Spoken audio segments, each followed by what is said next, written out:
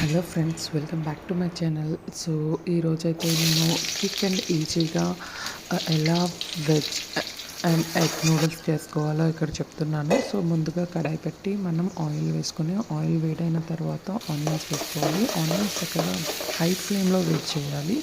వేడి చేసిన తర్వాత ఏవైతే కూరగాయలు ఉన్నాయో like capsicum, carrot and cabbage వీడియోలో చూపించే విధంగా వేసుకోవాలి. అండ్ ఇవి కూడా చక్కగా హై ఫ్లేమ్లోనే టాస్ చేసుకోవాలి. వన్స్ ఇవి కొంచెం టాస్ అయిన తర్వాత మనం ఎగ్ ఈ వీడియోలో చూపించే విధంగా వేసుకోవాలి. ఆల్మోస్ట్ 2 to 3 ఎగ్స్ అయితే వేసుకోవచ్చు పర్ 2 to 3 మెంబర్స్కి. సో నేనైతే ఇక్కడ 3 ఎగ్స్ అయితే వేసుకుంటున్నాను. సో ఇవి కూడా చక్కగా హై ఫ్లేమ్లోనే మొత్తం టాస్ చేయాలి ఫ్రెండ్స్. లో ఫ్లేమ్ అస్సలు వాడకూడదు. లో ఫ్లేమ్లో చేస్తే మొత్తం ఎగ్ కానీ ఏదైనా చక్కగా టోస్ట్ అవ్వకుండా టేస్ట్ అంతగా బాగోదు.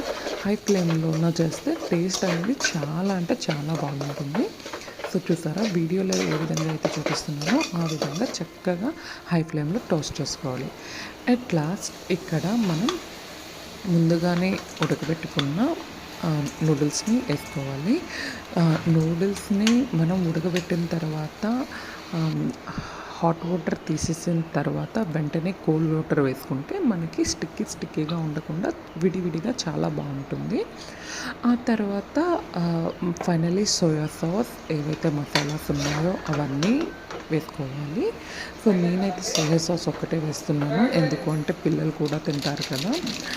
వెనిగర్ అవి వేయట్లేదు. అండ్ లాస్ట్ ఇది చాలా ఇంపార్టెంట్, మ్యాగీ మసాలా వేస్తే నూడిల్స్ అనేది వేరే లెవెల్లో ఉంటుంది, లైక్ హోటల్లో తిన్నట్టే ఉంటుంది. సో చూసారు, స్ట్రక్చర్ అయితే ఇలా వచ్చింది. ఐ హోప్ మీకు నచ్చింది అనుకుంటా.